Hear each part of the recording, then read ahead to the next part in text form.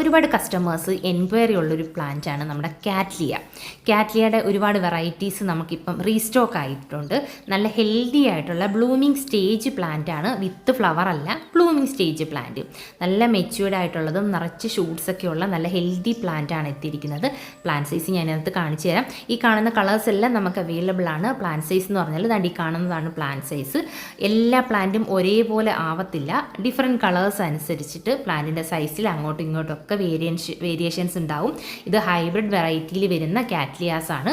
Just ഫ്ലവറിങ്ങിന് വേണ്ടിയിട്ട് വളം കൊടുത്തു കഴിഞ്ഞാൽ ബഡ് വരുന്ന ടൈപ്പ് നല്ല ഹെൽത്തി പ്ലാന്റ് ആണ്. നല്ല നിറച്ച് ഷൂട്ട്സൊക്കെ ഉള്ള നല്ല ഗ്രോത്ത് ഉള്ള പ്ലാന്റ്. താണ്ടി കാണുന്നതാണ് പ്ലാന്റ് സൈസ് വരുന്നത് കേട്ടോ.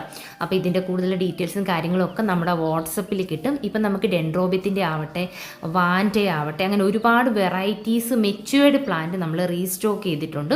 അപ്പോൾ ഒരുപാട് കസ്റ്റമേഴ്സിൻ്റെ എൻക്വയറിയാണ് മെച്യൂർഡ് പ്ലാന്റ് ഇപ്പം നമ്മൾ റീസ്റ്റോക്ക് ചെയ്തിട്ടുണ്ട്.